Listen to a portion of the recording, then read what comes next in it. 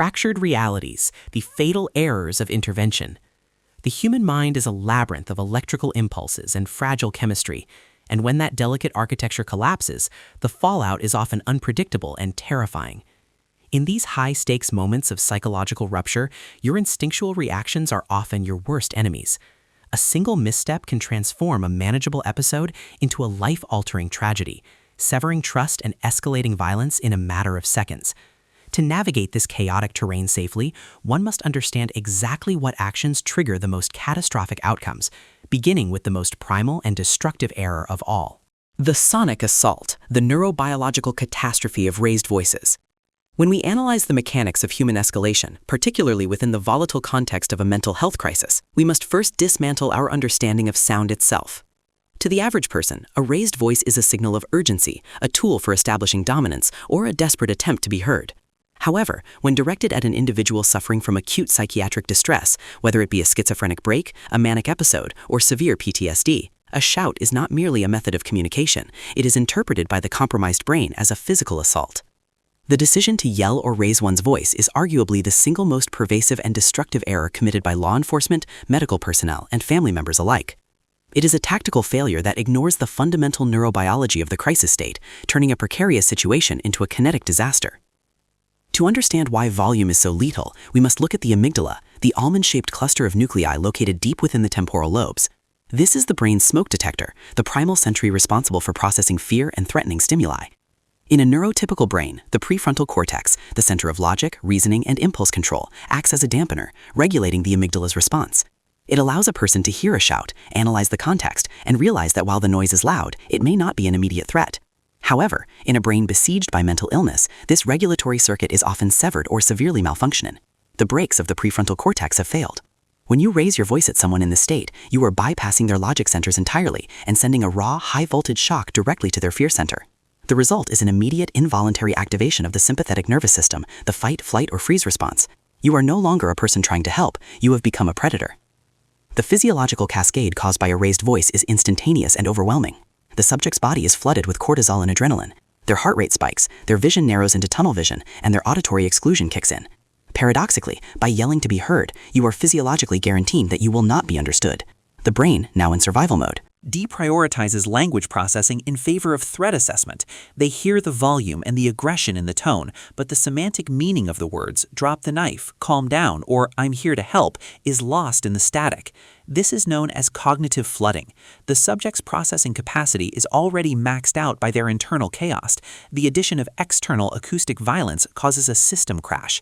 The only clear signal receiving processing power is the threat you now pose.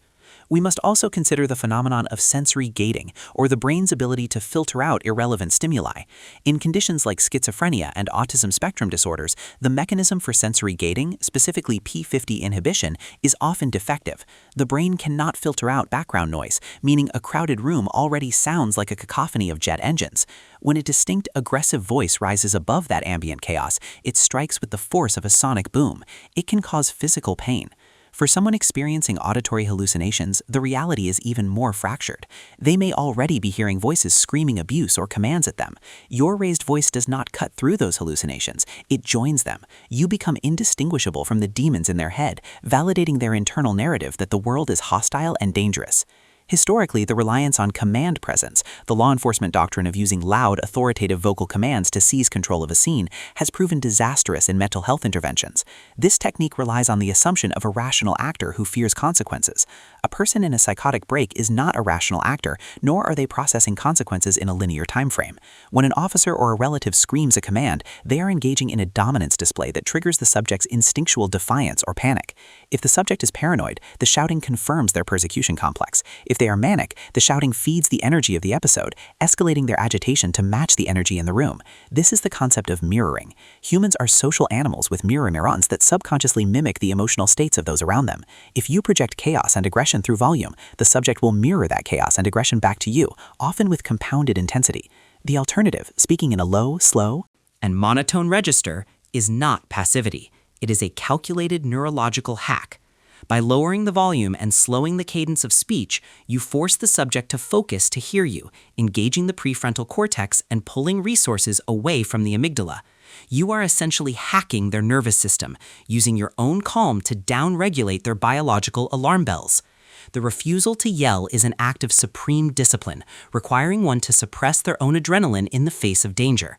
To fail in this discipline, to give in to the urge to shout, is to pour gasoline on a psychological fire, transforming a medical emergency into a tactical nightmare, where violence becomes the only remaining language.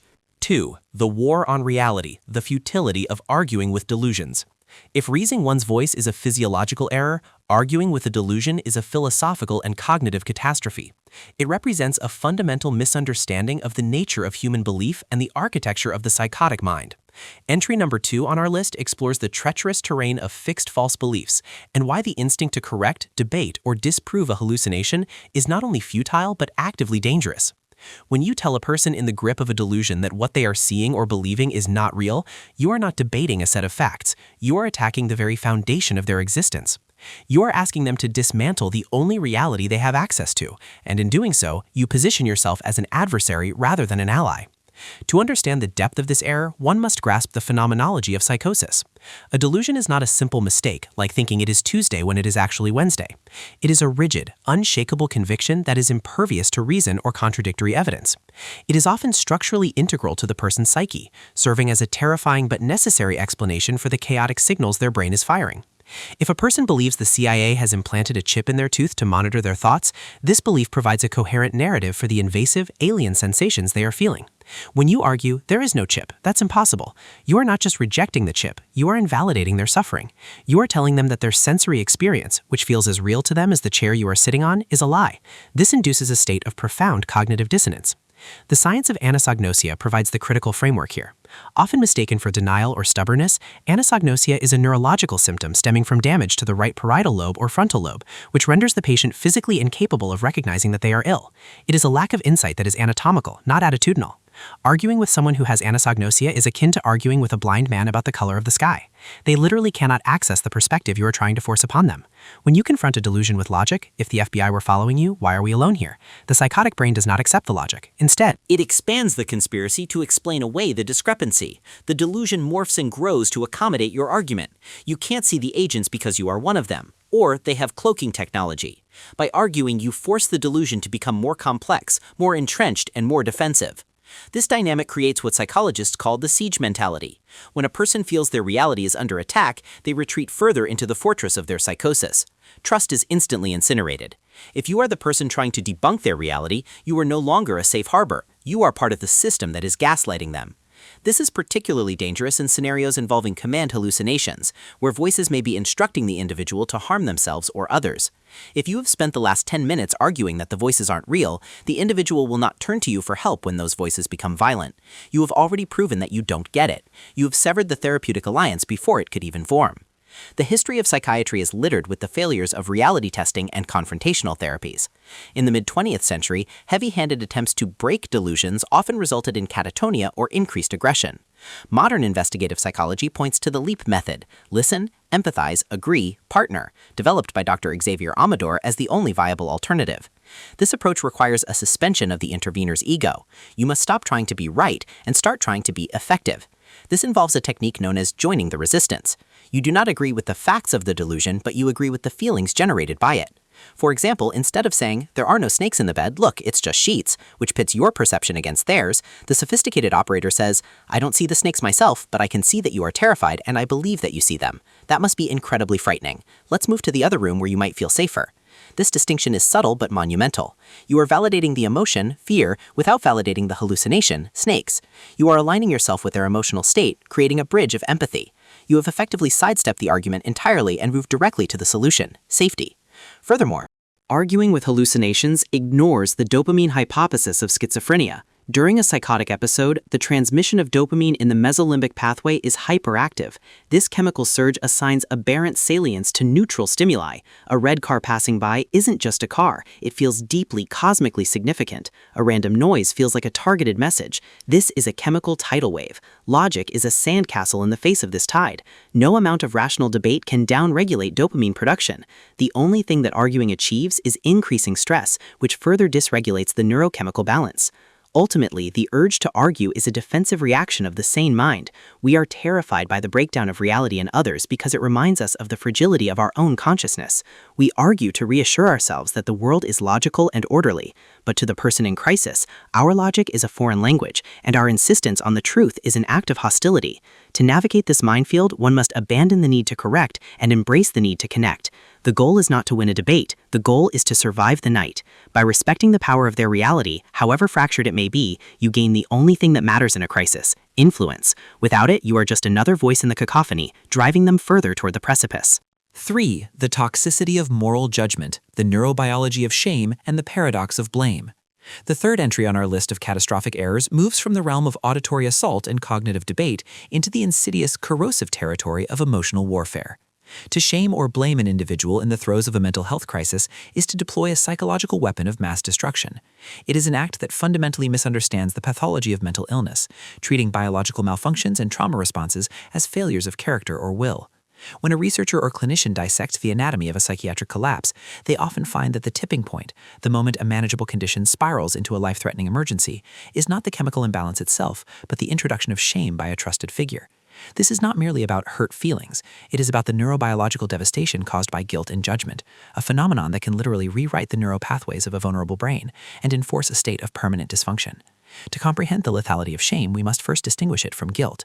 Guilt is the realization that one has done something wrong. Shame is the conviction that one is wrong. Guilt focuses on behavior, shame focuses on the self. For a person battling depression, schizophrenia, or bipolar disorder, the sense of self is already fractured and fragile. When a caregiver, police officer, or family member introduces blame, using phrases like, "You're doing this for attention," "Why can't you just control yourself?" or "Look what you're doing to this family," they are confirming the patient's worst internal fears, that they are broken, burdensome, and fundamentally flawed. This external validation of self-hatred triggers a massive release of cytokines, inflammatory markers typically associated with physical infection. The brain, perceiving a threat to its social survival, activates the dorsal vagal complex, initiating a shutdown response. This is why shamed individuals often withdraw, go nonverbal, or dissociate. They are not ignoring you. Their nervous system has executed an emergency power down to survive the emotional toxicity you have introduced. We must deeply investigate the concept of expressed emotion, EE, a pivotal metric in clinical psychology that emerged from the groundbreaking studies of George Brown and his colleagues in London during the 1950s and 60s. Brown discovered a startling correlation. Patients with schizophrenia who returned to families with high expressed emotion had relapse rates dramatically higher than those who returned to low EE environments, or even those who lived alone. High EE is characterized by three lethal components: hostility, emotional overinvolvement, and most critically, criticism. The research proved that criticism and blame acted as a stressor so potent it could override the benefits of antipsychotic medication.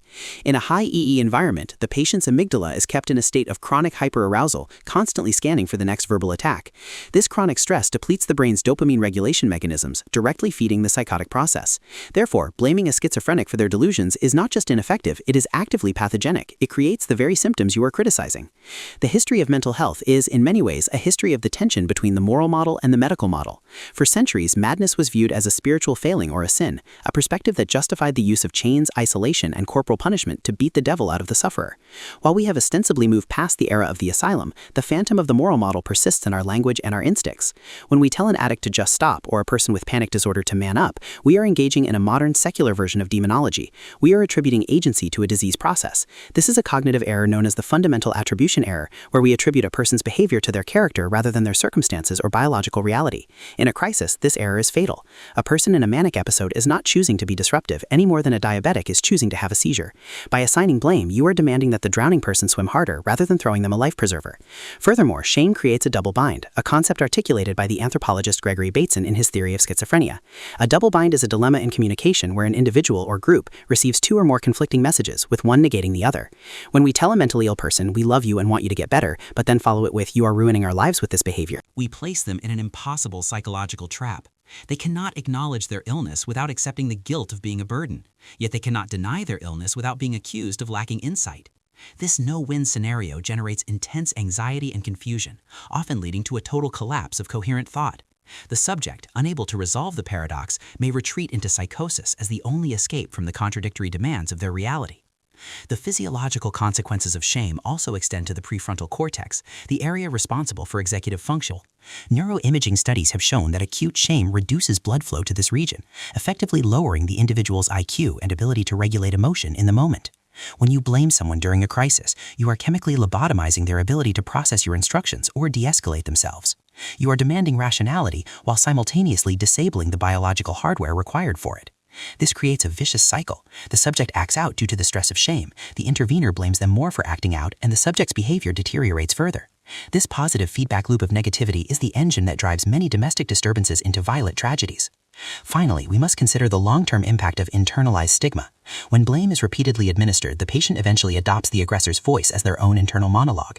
This leads to the why-try effect, a phenomenon where patients stop adhering to treatment or seeking help because they believe they are unworthy of recovery. The blame you assign in a moment of frustration can echo in their mind for years, sabotaging future attempts at stability. To avoid shaming is not to condone dangerous behavior, it is to separate the person from the pathology. It requires a sophisticated linguistic shift, from "you are being aggressive" to "I can see that you are feeling threatened." This shift preserves the dignity of the individual, keeping the channel of communication open and preventing the catastrophic neurological shutdown that shame inevitably provokes. In the high-stakes chess game of crisis intervention, shame is a blunder that costs lives, replacing the possibility of alliance with the certainty of despair. 4. The somatic violation, the danger of sudden touch, and the architecture of personal space. If language is the code of the mind, touch is the code of the body, and in the chaotic, high-voltage landscape of a mental health crisis, the body is a fortress under siege. Entry number 4, don't touch or grab them suddenly, addresses a physical transgression that is often the immediate precursor to violence. While a comforting hand on the shoulder or a guiding grip on the arm may seem like benign human gestures to the rational observer, to a person in a state of psychiatric distress, these actions are indistinguishable from an attack. The decision to initiate physical contact without explicit consent or clear warning is a violation of the somatic boundary, a tactical error that bypasses the brain's higher reasoning centers and triggers ancient reptilian defense mechanisms that are faster than thought and more powerful than logic. To understand why sudden touch is so explosive, we must explore the neuroscience of peripersonal space, PPS. The brain maps the space immediately surrounding the body, usually extending about an arm's length, through a specific network of multisensory neurons located in the putamen and the parietal cortex. This is not just empty air. To your brain, it is a protective buffer zone, an extension of the self. In neurotypical individuals, this zone is flexible. However, research into conditions like PTSD, schizophrenia, and anxiety disorders reveals that the PPS monitoring system is often stuck in overdrive. The bubble is rigid, hypersensitive, and charged with electricity. When an unexpected object or hand breaches this perimeter, the PPS neurons fire a loom signal, alerting the motor cortex to prepare for impact. This happens in milliseconds, far faster than the conscious mind can identify that the hand belongs to a nurse or a police officer. Before the person knows who is touching them, their body has already decided what to do: strike, flee, or collapse. This reaction is governed by the startle reflex, an evolutionary holdover designed to protect us from predators. In a mental health crisis, the threshold for this reflex is dangerously low. This is known as hypervigilance. The subject's nervous system is primed for danger. Their muscles are tense, their pupils dilated, and their sensory processing is cranked to maximum sensitivity. A sudden grab, even when intended to steady them, is processed as a predator strike. This triggers a massive dump of adrenaline and noradrenaline. If the subject is suffering from combat-related PTSD, a touch from behind can instantly transport them back to a battlefield scenario. The flashback is not a memory, it is a re-experiencing of the trauma. In that split second, you are not a concerned bystander, you are an enemy combatant.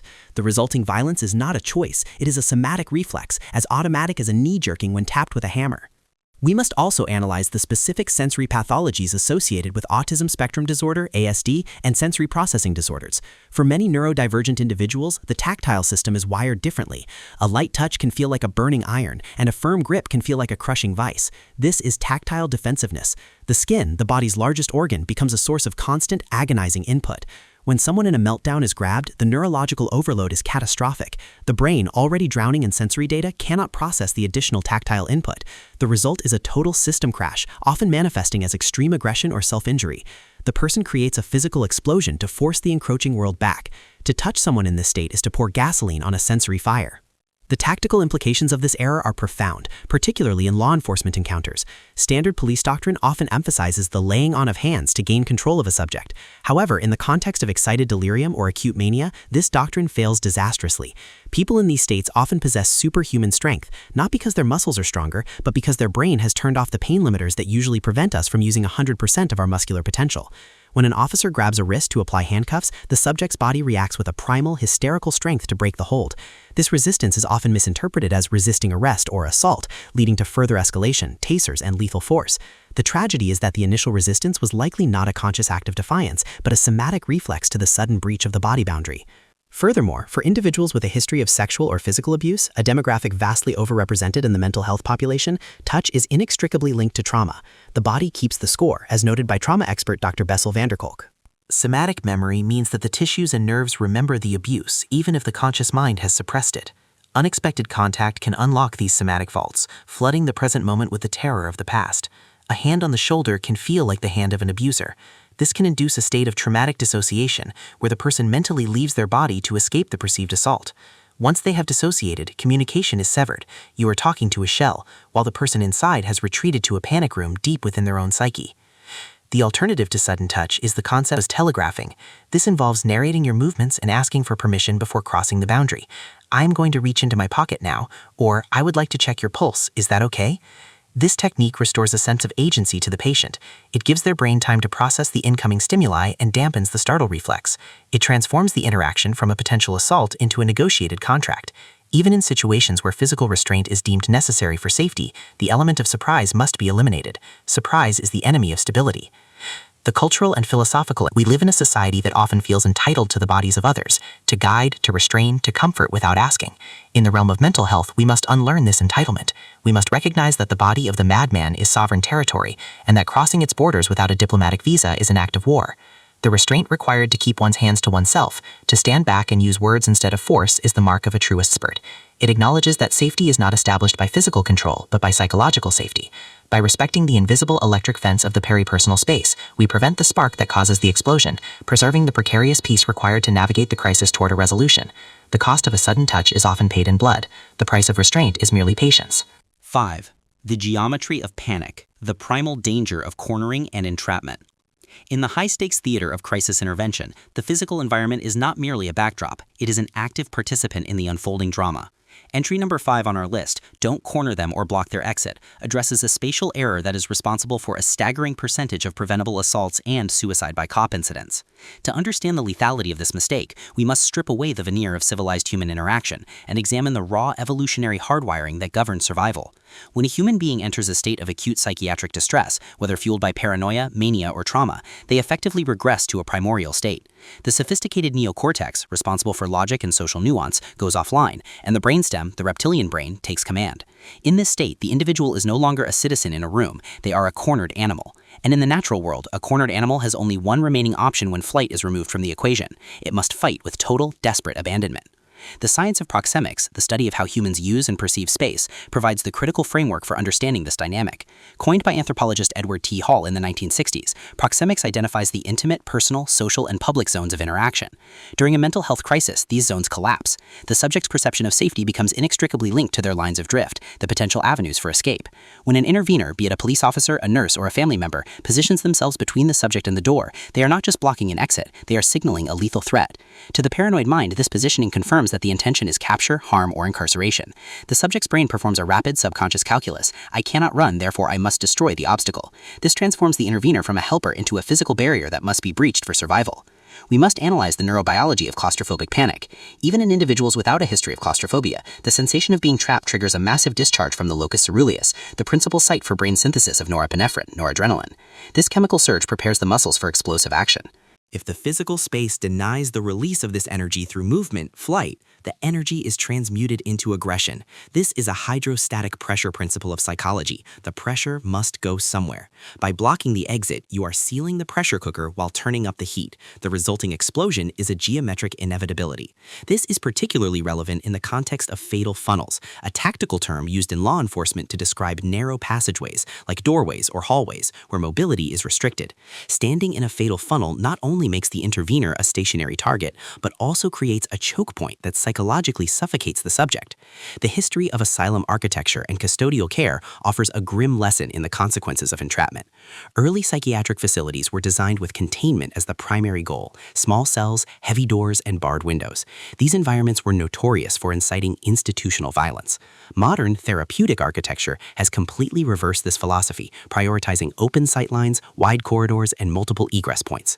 Research shows that simply knowing an exit is available lowers a patient's heart rate and cortisol levels. This is the autonomy of movement principle. When a person feels they have the agency to leave a situation, they are less likely to feel the need to dominate it.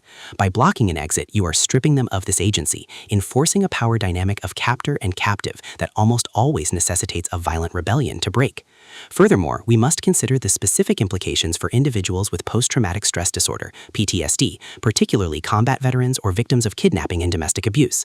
For these demographics, situational awareness is a constant, exhausting vigil. They enter every room scanning for exits. This is a survival habit forged in trauma.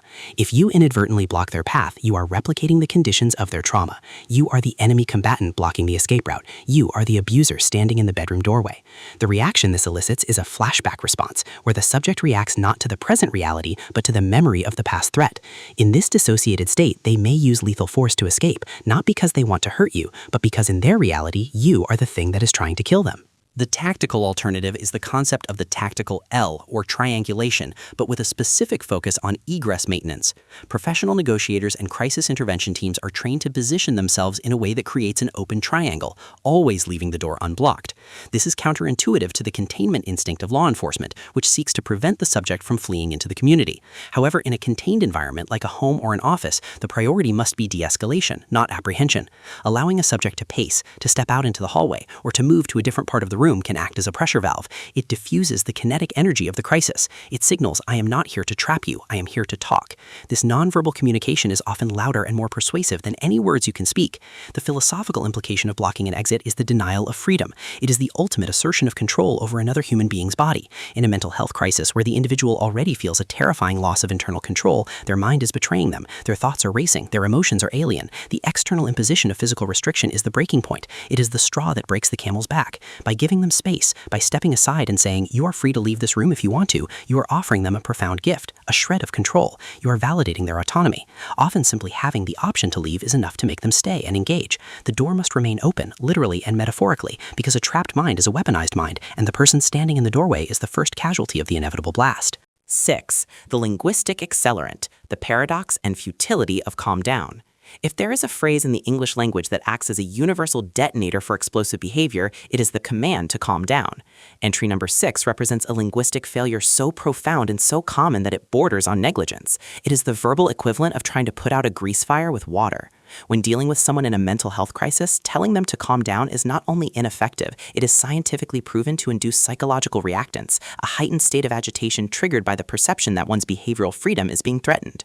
This entry requires a deep dive into the semantics of control, the biology of arousal, and the intricate dance of co-regulation. To demand calm is to misunderstand the very nature of human emotion and the physiological laws that govern the stress response. The core of the problem lies in the invalidation hypothesis. When a person is screaming, crying, or pacing in a state of mania or panic, they are experiencing a reality that justifies that reaction. To them, the danger is real, the grief is overwhelming, or the conspiracy is terrifying. When you say calm down, you are implicitly stating that their reaction is disproportionate, irrational, or wrong. You are dismissing the validity of their internal experience. This invalidation is a psychological slap in the face. It tells the subject, I do not see your pain, I only see your inconvenience to me. This triggers a defensive escalation. The subject subconsciously feels the need to demonstrate just how upset they are to force you to take them seriously. They get louder and more erratic, not because they are out of control, but because they are trying to break through your wall of dismissal. Physiologically, the command to calm down is an impossibility. We must look at the half-life of adrenaline and cortisol. Once the sympathetic nervous system has dumped these catecholamines into the bloodstream, the body is on a biological roller coaster ride that cannot be stopped by a cognitive command. The heart is pumping, the lungs are expanding, and the muscles are primed. You cannot think your heart rate down in a matter of seconds. Telling someone to calm down is like telling a person falling off a cliff to stop falling. It demands a physiological feat that the human body is incapable of performing instantaneously. The frustration arising from this inability, the gap between the command, be calm, and the reality, I am shaking, creates a secondary layer of anxiety.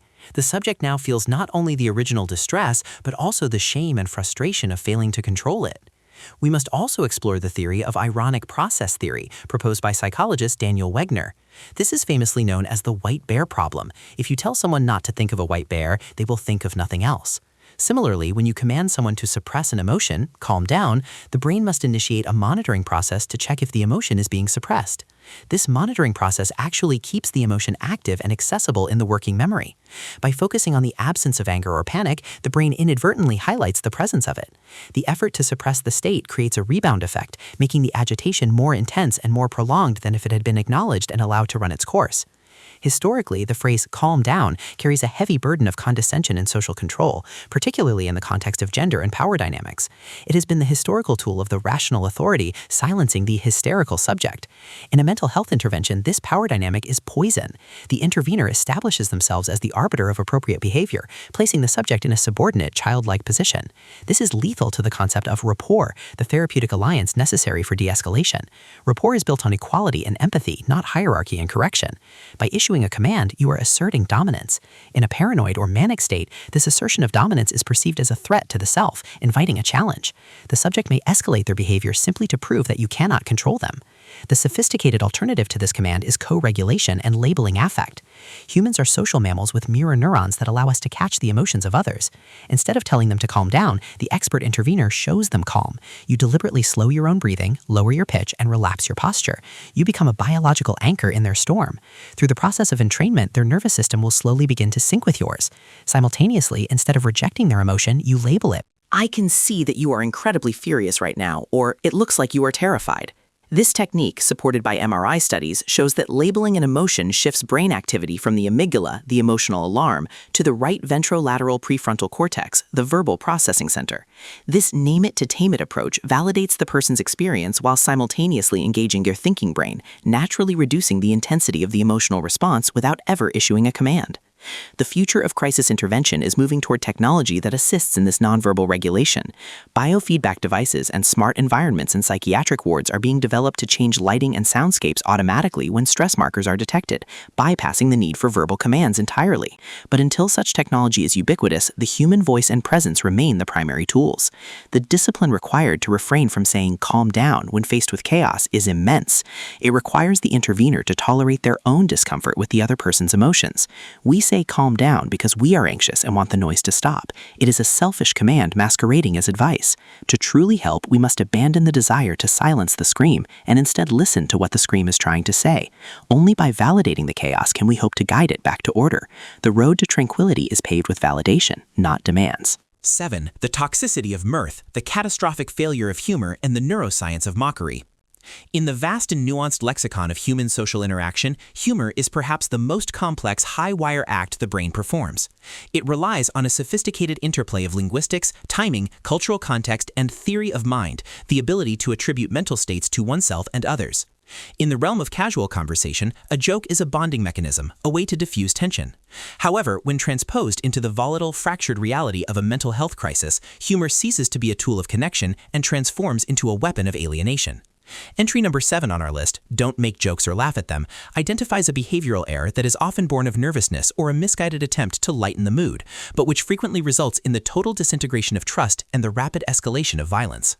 To understand why laughter is so lethal in this context, we must dissect the neurocognitive breakdown of humor processing in the psychiatric mind and the deep historical wounds of social rejection. The fundamental mechanism of humor is incongruity resolution. The brain detects a mismatch between expectation and reality, the setup, and then resolves that mismatch in a surprising way, the punchline.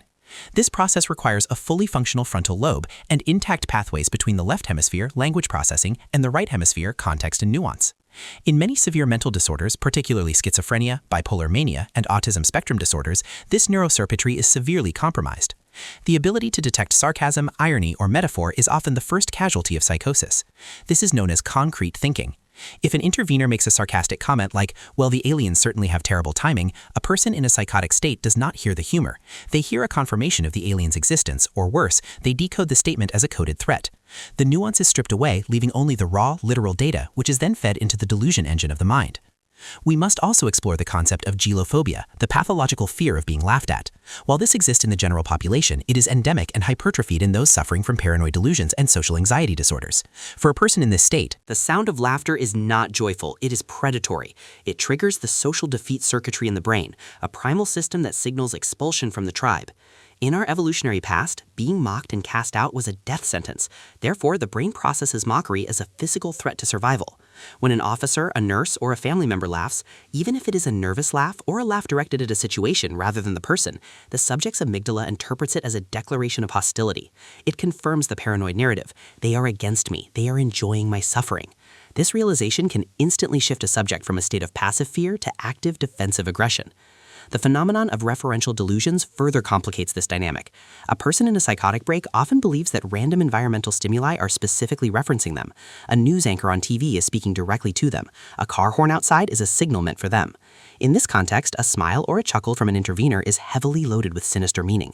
The subject does not see a friendly face. They see a duper's delight, the micro-expression of someone who is deceiving them.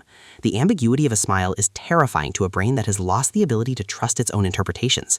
Is it a smile of compassion, a smile of condescension, a grimace? The compromised brain defaults to the most dangerous interpretation to ensure survival. Thus, a joke intended to build rapport instead builds a wall of terror. We must also confront the defense mechanism of the helper. Why do people laugh in crises? Often, it is an involuntary physiological response, known as a nervous reaction. The absurdity of a situation, nakedness, bizarre statements, chaotic environments, can trigger laughter as a way for the same mind to vent anxiety. This is gallows humor.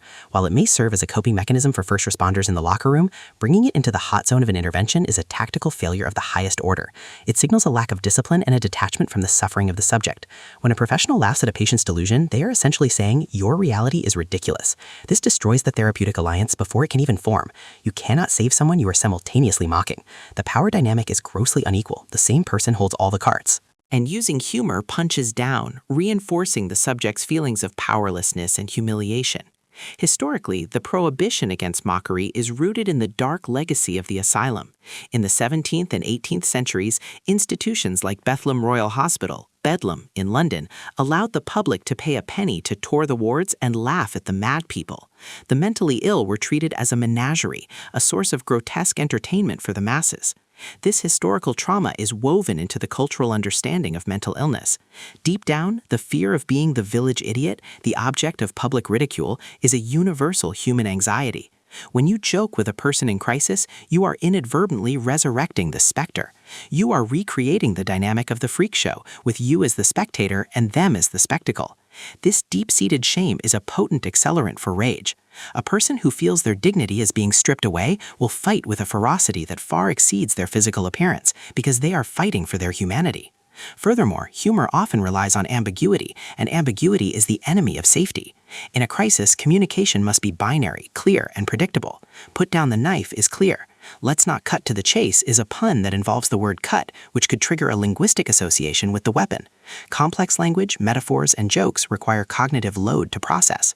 A brain in crisis is already operating at 100% CPU usage just trying to manage the hallucinations and adrenaline. Adding the cognitive load of decoding a joke causes a system crash. The frustration of not understanding what is being said, combined with the suspicion that they are being made fun of, creates a volatile cocktail of confusion and anger. The subject feels stupid, exposed, and vulnerable, states of being that lead directly to the fight response. The cultural impact of this entry extends to the modern era of the internet, where cringe content often features videos of people in mental health crises being mocked for clicks. This societal habit of laughing at the crazy person desensitizes us to the tragedy of the condition. When we encounter it in real life, our first instinct might be to pull out a phone or make a quip, conditioned by years of digital voyeurism. Breaking this conditioning requires a conscious ethical override. It requires us to view the person not as a meme, but as a human being in agony. The antidote to mockery is radical respect. This involves maintaining a flat, neutral, yet compassionate affect. It means treating the most bizarre delusion with the same seriousness you would treat a heart attack. If a patient says they are the king of Mars, you do not bow mockingly, nor do you laugh. You acknowledge the statement with dignity. I understand that is who you are, but right now we need to focus on getting you safe. This approach bypasses the humor processing deficits and the paranoia. It signals that you are a stable, predictable, and safe presence.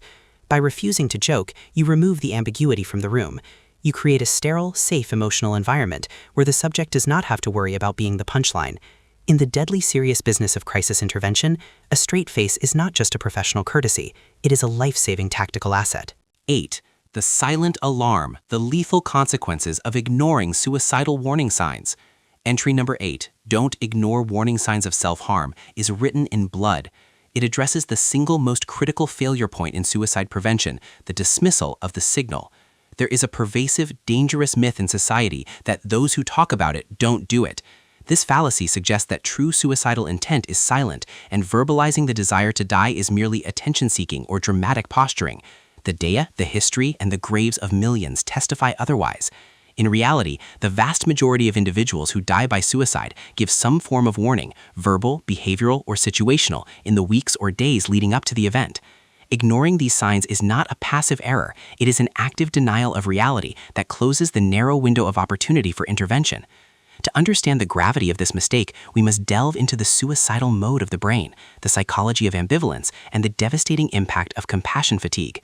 The neurobiology of the suicidal crisis is characterized by a state of cognitive constriction or tunnel vision. The brain, overwhelmed by psychological pain, often termed psychic by suicidologist Edwin Schneidman, loses its ability to generate options. It ceases to see the future, it ceases to recall the past. The present moment of suffering becomes the only reality, and death appears not as a choice, but as the only logical solution to cease the pain. However, even in this constricted state, the survival instinct, the most ancient and powerful drive in biology, does not vanish entirely. It fights back. The verbal warning, "I can't take this anymore," "everyone would be better off without me," or "I just want to sleep forever," is the voice of that survival instinct. It is the part of the person that wants to live, begging for an interruption to the lethal logic of the part that wants to die. When we ignore this voice, we are effectively siding with the death drive. We are silencing the only ally we have inside the subject's mind.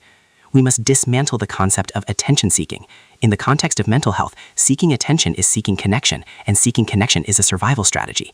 To dismiss a threat of self-harm as just for attention is to fundamentally misunderstand the communicative function of behavior. Even if a person has threatened suicide 10 times before and survived, the 11th time carries a lethal probability. This is the danger of the boy who cried wolf narrative. In the fable, the wolf eventually comes. In clinical reality, the wolf is the fluctuating lethality of the impulse. A person with borderline personality disorder, BPD, or chronic depression may live with suicidal ideation as a baseline background noise. However, specific triggers, rejection, shame, substance use, can spike this baseline into acute action within minutes. The assumption that they always say that creates a dangerous complacency known as normalization of risk. The listener stops hearing the threat because it has become background noise, until the silence of the aftermath shatters that complacency. The linguistic markers of suicide are often subtle and coded, requiring a high degree of vigilance to detect. Rarely does a person say, "I am going to shoot myself at 3 p.m. Instead, they use indirect indicators. They may speak of being a burden. "You won't have to worry about my bills much longer." Express feelings of entrapment. "I feel like there's no way out." Or talk about the afterlife with longing. They may begin giving away prized possessions, a behavioral signal that indicates they are cleaning house and severing ties to the material world. Ignoring these signs because they are not explicit threats is a fatal error.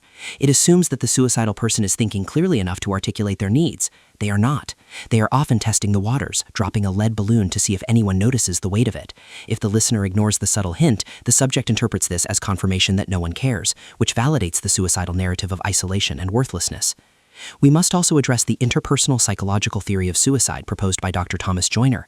This theory posits that 3 factors must converge for a lethal attempt. 1. Thwarted belongingness, "I am alone." 2. Perceived burdensomeness, "I am a liability." And 3. Acquired capability, "I can override the fear of death." When we ignore a warning sign, we actively increase the first 2 factors. By not responding, we confirm they are alone, thwarted belongingness. By acting annoyed or dismissive, "Stop saying that, you're being dramatic," we confirm they are a burden, perceived burdensomeness. The tragedy is that the intervention required to disrupt this triad is often incredibly simple. Listening. Acknowledging the pain reduces the sense of isolation. Validating the feeling reduces the sense of being a burden. Ignoring it does the opposite. It accelerates the convergence toward the fatal act. The hesitation to act on warning signs often stems from a fear of planting the idea. Many people believe that asking someone, "Are you thinking about killing yourself?" will put the thought in their head.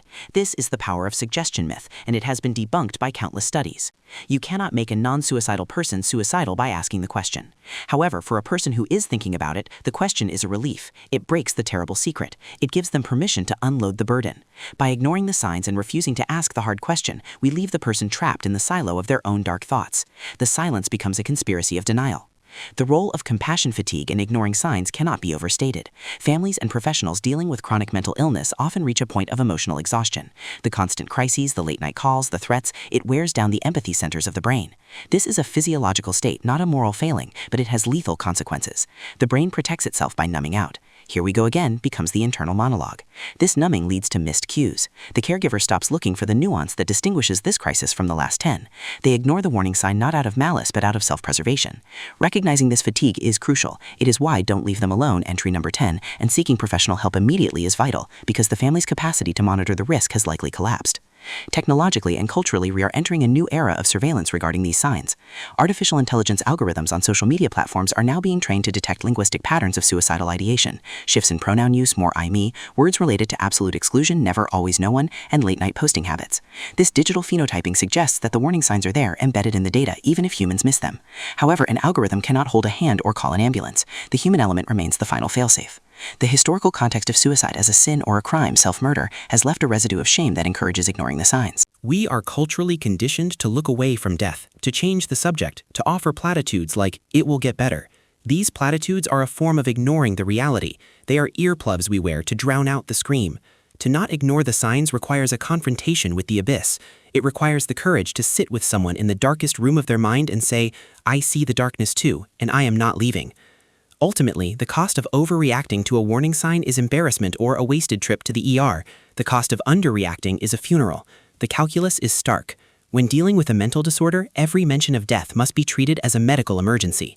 The cry for help is exactly that, a cry. It is a communication of intent. To ignore it is to hang up the phone on a person standing on a ledge. The investigation into the aftermath of every completed suicide almost always uncovers a trail of breadcrumbs that were swept away by busy, tired, or frightened observers. The mandate of entry number 8 is absolute. Believe the threat, ask the question, make the call. Because the silence that follows the ignored warning is a silence that lasts forever. 9. The chemical sabotage, the pharmacological Russian roulette of relaxation. The 9th entry on our list of catastrophic interventions brings us to the intersection of biochemistry, cultural mythology, and lethal error, the decision to administer alcohol, illicit substances, or unprescribed medication to a person in a mental health crisis. "Here, have a drink, it will take the edge off," or "Smoke this, it will calm you down," are phrases born of a desperate, often well-meaning desire to sedate the chaos. However, from a neurobiological and toxicological perspective, introducing psychoactive substances into a brain already in the throes of a psychiatric emergency is akin to pouring liquid oxygen onto a grease fire. It is a fundamental misunderstanding of psychopharmacology that transforms a manageable behavioral crisis into a complex medical emergency, obscuring the clinical picture for first responders and dismantling the brain's few remaining defense mechanisms against violence and self-destruction. To understand the gravity of this error, we must first dissect the myth of alcohol as a benign sedative. Culturally, alcohol is viewed as a social lubricant or a relaxant.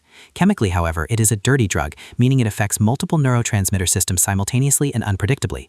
While it initially boosts the transmission of GABA, gamma-aminobutyric acid, the brain's primary inhibitory neurotransmitter, creating a fleeting sensation of relaxation, it simultaneously inhibits glutamate, the primary excitatory neurotransmitter. In a neurotypical brain, this results in sluggishness and lowered inhibition, but in a brain suffering from mania, psychosis, or severe agitation, the prefrontal cortex, the CEO of the brain responsible for impulse control and risk assessment, is already offline or severely compromised. Alcohol acts as a frontal lobotomy in a bottle, stripping away the last vestiges of executive function. The result is disinhibition. The person who is merely shouting is now physically assaulting the walls. The person who is vaguely suicidal is now impulsively swallowing a handful of pills. The brakes of the brain, which were already failing, have been chemically cut. We must also analyze the biphasic nature of alcohol. The initial sedative effect is short-lived. As the blood alcohol concentration, BAC, begins to decline, the brain experiences a glutamate rebound. The suppressed excitatory system roars back to life with compensatory force, leading to hyperarousal, anxiety, irritability, and even seizures. If you give a person a drink to calm them down during a panic attack or a manic episode, you may buy 20 minutes of relative quiet, only to be met with a rebound reaction that is twice as volatile as the initial state. This is the kindling effect in action, a neurological phenomenon where repeated withdrawal episodes, even mild ones, make the brain increasingly sensitive and prone to seizures and dysregulation. In bipolar disorder, this can trigger rapid cycling, throwing the patient from a mixed state into a full-blown psychotic mania. Furthermore, the introduction of substances creates a diagnostic nightmare for emergency medical personnel. When a patient arrives at the ER presenting with psychosis, the first question the attending physician must answer is this organic, mental illness, or toxicological, drugs or alcohol? If the patient has been given drugs or alcohol by a helper, the clinical picture is muddied. A diagnosis of schizophrenia or bipolar disorder cannot be accurately made while the patient is intoxicated. This often leads to the patient being placed in a sobering cell rather than receiving immediate psychiatric care. The precious golden hour of intervention is lost to the metabolism of the liver. The underlying psychiatric crisis is left to fester, unaddressed, while the medical team waits for the toxin to clear. The interaction between alcohol, street drugs, and psychotropic medications is another vector of extreme danger. Many individuals in crisis are already on a regimen of SSRIs, antipsychotics, or benzodiazepines. The liver relies on the cytochrome P450 enzyme family to metabolize these drugs. Alcohol competes for these same enzymes. When you introduce alcohol, you alter the metabolism rate of the prescribed medications. This can lead to one of two catastrophes. Either the medication is metabolized too fast, rendering it useless, precipitating withdrawal, or it is metabolized too slow, leading to toxic accumulation in the blood. For a patient on lithium, dehydration caused by alcohol can lead to lithium toxicity, a life-threatening condition causing tremors, organ failure, and coma. For a patient on benzodiazepines, like Xanax or opioids, the addition of alcohol creates a synergistic respiratory depression. The relaxing drink becomes a lethal injection that stops their breathing.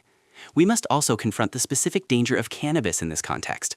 While often touted as a panacea for anxiety, high-potency THC, tetrahydrocannabinol, is a known psychotogen. In individuals with a genetic predisposition to schizophrenia or those currently experiencing a psychotic break, cannabis can catastrophically exacerbate paranoia and hallucinations. The anxiolytic, anxiety-reducing, properties of cannabis are highly dose-dependent and vary wildly based on the strain and the individual's unique endocannabinoid receptor density.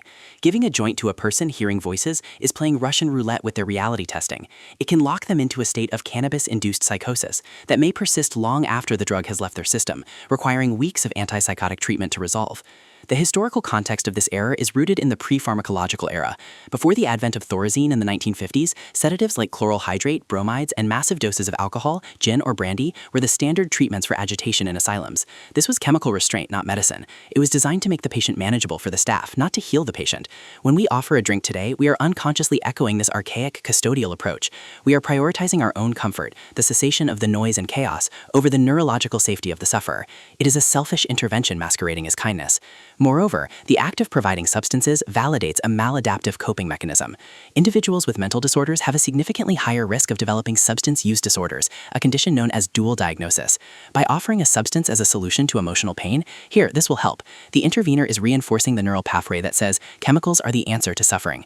This undermines any future therapeutic work focused on emotional regulation and distress tolerance. It creates a Pavlovian association. Crisis equals intoxication. This is particularly devastating for recovering addicts, for whom a single drink during a stress event can trigger a full-blown relapse, adding the devastation of addiction back onto the pile of their psychiatric struggles. The legal and ethical implications are also profound. If an intervener provides drugs or alcohol to a person who then proceeds to harm themselves or others, that intervener may face criminal liability for contributing to the delinquency or negligence. In the eyes of the law and medicine, the person providing the substance has assumed a duty of care and then breached it by introducing a known intoxicant. The Good Samaritan laws that protect citizens who attempt CPR do not typically extend to citizens who hand out shots of whiskey or unprescribed Xanax. Ultimately, the brain in crisis is a delicate ecosystem under siege. The neurotransmitters are firing in a chaotic storm. The receptors are burning out. The circuitry is overloaded. The only safe chemical interventions are those calculated with mathematical precision by a psychiatrist, specific molecules at specific doses, targeting specific receptors. Throwing a crude, dirty solvent like alcohol into this delicate machinery is an act of vandalism. It destabilizes the patient, endangers the medical team, and obscures the path to recovery. The refusal to sedate a friend or loved one with household substances is an act of profound discipline and protection. It acknowledges that the pain they are feeling is a medical symptom that requires a medical solution, not a numbing agent that ultimately feeds the disease. 10th, The echo chamber of isolation, the existential danger of leaving them alone. The 10th and final entry on our list, don't leave them alone during a crisis, serves as the grim bookend to our investigation. If the previous entries focused on errors of commission, actions taken that cause harm, this entry focuses on an error of omission. It is the act of walking away.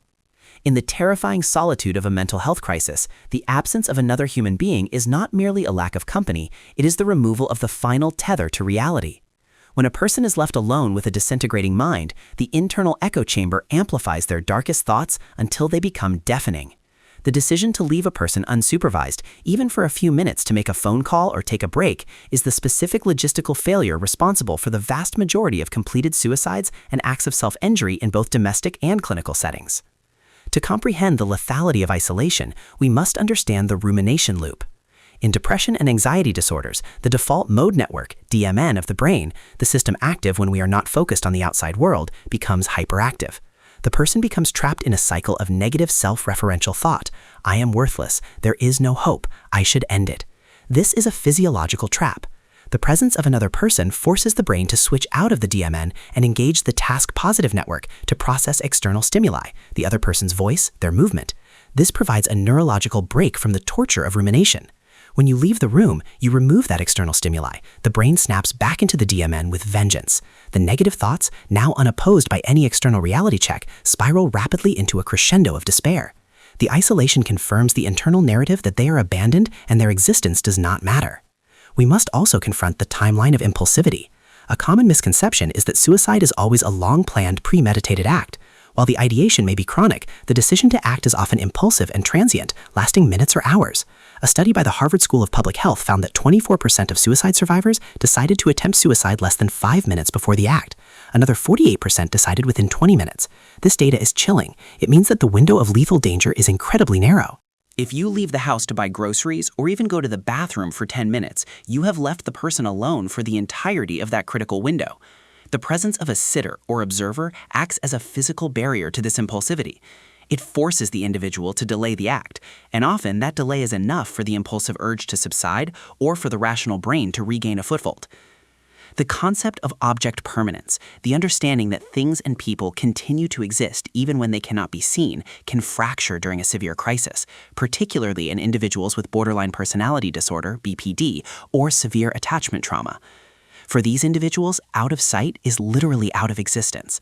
When a caregiver leaves the room, the patient experiences abandonment panic, a primal, infant-like terror. This is not just sadness, it is a fight-or-flight survival response. The emotional pain of this perceived abandonment activates the same neural pathways as physical pain, the anterior cingulate cortex. To stop this agony, the person may engage in self-harm, cutting, burning, to induce a flood of endorphins, or they may attempt suicide as a way to escape the intolerable sensation of being alone in the void. Staying nearby acts as an emotional tourniquet, preventing this hemorrhage of safety.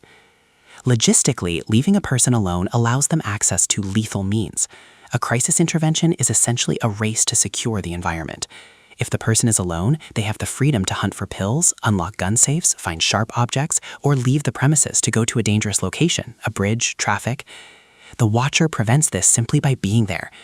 This is why hospitals employ one-to-one observation or constant visual observation, CVO, for high-risk patients. The observer's job is not to provide therapy, it is to provide surveillance. They are the external cortex, assessing risk when the patient cannot. In a home setting, this means you do not go to your bedroom to sleep while the person in crisis is in the living room. You sit with them, you watch them. If you must use the restroom, you leave the door open or take them with you. Privacy is a luxury of the sane. Safety is the necessity of the crisis. However, we must distinguish between hovering and presence. Entry number 5 warned us not to corner the person. Entry number 10 warns us not to abandon them. The balance lies in non-demanding presence. This is the art of being with someone without forcing interaction. You sit in the same room, perhaps reading a book or looking at your phone, but your attention is peripherally fixed on them. You are available, but not intrusive. You are a sentinel. This signals, I am here. I am not afraid of your pain. I will not let you hurt yourself. This silent solidarity can be more powerful than any pep talk. It creates a holding environment, a psychological term coined by Donald Winnicott, which refers to a space where a person feels safe enough to fall apart without being destroyed. The bystander effect and the diffusion of responsibility often lead to isolation in group settings. In a family crisis, everyone assumes someone else is watching Uncle John. Mom thinks dad is watching him. Dad thinks the sister is watching him. In reality, no one is watching him, and he slips out the back door. This is a failure of communication. A designated point person must be established immediately. "I have eyes on him" is a phrase that should be used explicitly. The baton of observation must be passed verbally and clearly. "I need to take a break. You have eyes on him now, correct?" This militaristic precision is necessary because the stakes are life and death. Technologically, we are seeing the rise of remote patient monitoring and AI-driven sensors that claim to monitor patients in crisis. While these tools can detect a fall or a change in heart rate, they cannot detect the subtle shift in gaze that precedes a jump, nor can they offer the biological comfort of another mammal in the room. Technology creates a false sense of security. A camera feed is not a person. You cannot tackle someone through a monitor. The human element remains irreplaceable. Culturally, we have a deeper version to awkwardness. Sitting in silence with a weeping or catatonic person is incredibly uncomfortable. We want to leave the room to give them space, but often we are actually fleeing our own discomfort. We tell ourselves they need time to think, when in reality, thinking is exactly what is killing them. We must override this social instinct. We must embrace the awkwardness. The grueling, boring, terrifying work of suicide prevention is often just sitting on a floor for 6 hours, ensuring that a heart keeps beating until the professionals arrive. The philosophical weight of this entry is the concept of bearing witness. In the deepest valleys of human suffering, madness, grief, Trauma, the most terrifying aspect is the feeling of total alienation from the rest of the species. To leave someone alone is to confirm that they are an alien, an untouchable. To stay, to refuse to leave, is to assert their humanity. It is an act of defiance against the isolation that the disease demands. It says, "You are still one of us." In the final analysis, the mandate "don't leave them alone" is the failsafe that catches all other errors. If you yelled, entry 1. If you argued, entry 2. If you shamed, entry 3. If you stay, you can still mitigate the damage. If you leave, you surrender control to the entropy of the crisis. The presence of a calm, observant human being is the single most effective de-escalation tool in existence. It is the anchor that holds the ship when the storm has torn away the sails. When the mind attacks itself, the only defense is the shared reality provided by another. Do not walk out that door. The life in the room depends on your shadow remaining on the wall. 10th, the echo chamber of isolation, the existential danger of leaving them alone. The 10th and final entry on our list, "Don't leave them alone during a crisis," serves as the grim bookend to our investigation. If the previous entries focused on errors of commission, actions taken that cause harm, this entry focuses on an error of omission. It is the act of walking away. In the terrifying solitude of a mental health crisis, the absence of another human being is not merely a lack of company, it is the removal of the final tether to reality. When a person is left alone with a disintegrating mind, the internal echo chamber amplifies their darkest thoughts until they become deafening.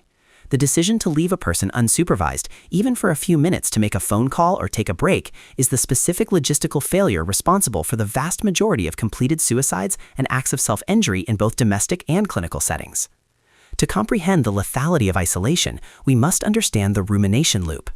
In depression and anxiety disorders, the default mode network, DMN, of the brain, the system active when we are not focused on the outside world, becomes hyperactive. The person becomes trapped in a cycle of negative self-referential thought. "I am worthless. There is no hope. I should end it." This is a physiological trap. The presence of another person forces the brain to switch out of the DMN and engage the task-positive network to process external stimuli, the other person's voice, their movement. This provides a neurological break from the torture of rumination. When you leave the room, you remove that external stimuli. The brain snaps back into the DMN with vengeance. The negative thoughts, now unopposed by any external reality check, spiral rapidly into a crescendo of despair. The isolation confirms the internal narrative that they are abandoned and their existence does not matter. We must also confront the timeline of impulsivity. A common misconception is that suicide is always a long-planned, premeditated act. While the ideation may be chronic, the decision to act is often impulsive and transient, lasting minutes or hours. A study by the Harvard School of Public Health found that 24% of suicide survivors decided to attempt suicide less than 5 minutes before the act. Another 48% decided within 20 minutes. This data is chilling. It means that the window of lethal danger is incredibly narrow. If you leave the house to buy groceries or even go to the bathroom for 10 minutes, you have left the person alone for the entirety of that critical window. The presence of a sitter or observer acts as a physical barrier to this impulsivity. It forces the individual to delay the act, and often that delay is enough for the impulsive urge to subside or for the rational brain to regain a foothold. The concept of object permanence, the understanding that things and people continue to exist even when they cannot be seen, can fracture during a severe crisis, particularly in individuals with borderline personality disorder, BPD, or severe attachment trauma. For these individuals, out of sight is literally out of existence. When a caregiver leaves the room, the patient experiences abandonment panic, a primal, infant-like terror. This is not just sadness, it is a fight-or-flight survival response.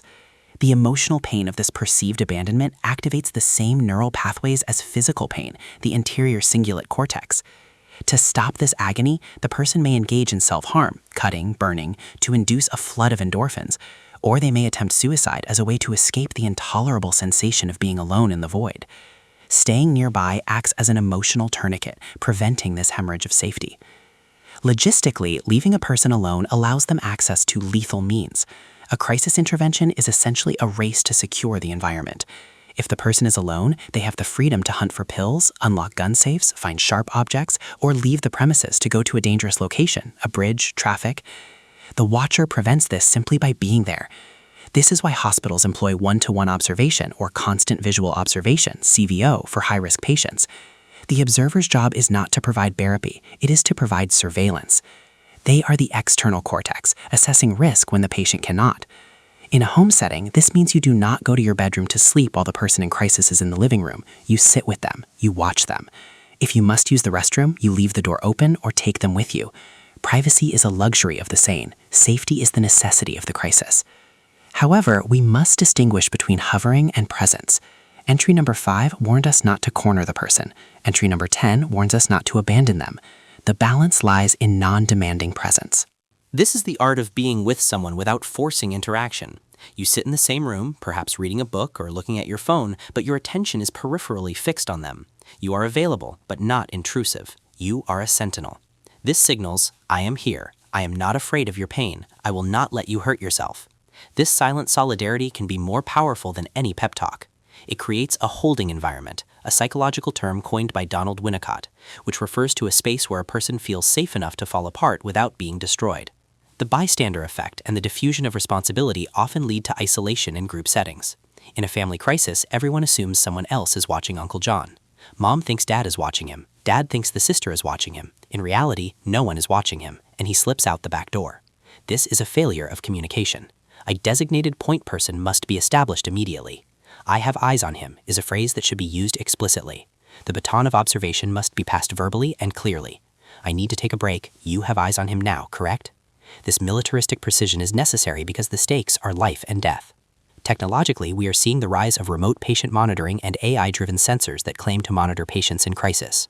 While these tools can detect a fall or a change in heart rate, they cannot detect the subtle shift in gaze that precedes a jump, nor can they offer the biological comfort of another mammal in the room. Technology creates a false sense of security. A camera feed is not a person. You cannot tackle someone through a monitor. The human element remains irreplaceable. Culturally, we have a deeper version to awkwardness. Sitting in silence with a weeping or catatonic person is incredibly uncomfortable. We want to leave the room to give them space, but often we are actually fleeing our own discomfort. We tell ourselves they need time to think, when in reality, thinking is exactly what is killing them. We must override this social instinct. We must embrace the awkwardness. The grueling, boring, terrifying work of suicide prevention is often just sitting on a floor for 6 hours, ensuring that a heart keeps beating until the professionals arrive. The philosophical weight of this entry is the concept of bearing witness. In the deepest valleys of human suffering, madness, grief, Trauma, the most terrifying aspect is the feeling of total alienation from the rest of the species. To leave someone alone is to confirm that they are an alien, an untouchable. To stay, to refuse to leave, is to assert their humanity. It is an act of defiance against the isolation that the disease demands. It says, you are still one of us.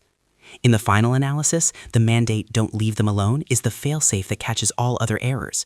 If you yelled, entry 1. If you argued, entry 2. If you shamed, entry 3. If you stay, you can still mitigate the damage. If you leave, you surrender control to the entropy of the crisis. The presence of a calm, observant human being is the single most effective de-escalation tool in existence. It is the anchor that holds the ship when the storm has torn away the sails. When the mind attacks itself, the only defense is the shared reality provided by another. Do not walk out that door. The life in the room depends on your shadow remaining on the wall.